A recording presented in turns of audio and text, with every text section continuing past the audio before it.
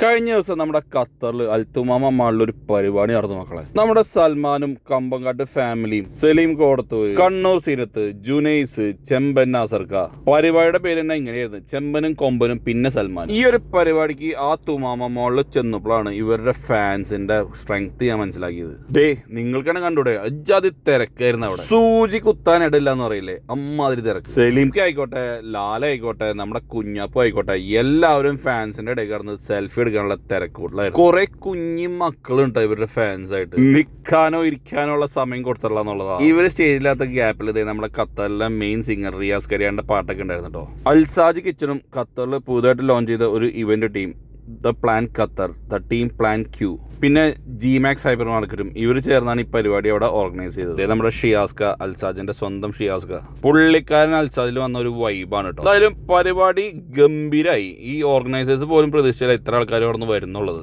കുഞ്ഞാപ്പുവിന്റെ കീഴിലും ഡാൻസ് ഒക്കെ ഉണ്ടായിരുന്നു കേട്ടോ. കുഞ്ഞാപ്പു ഒരു സകലകലാ വല്ലഭനാണ്. പാട്ട് പാടും, അഭിനയിക്കും, ഡാൻസ് കളിക്കും, എല്ലാം ചെയ്യും. അടിപൊളി.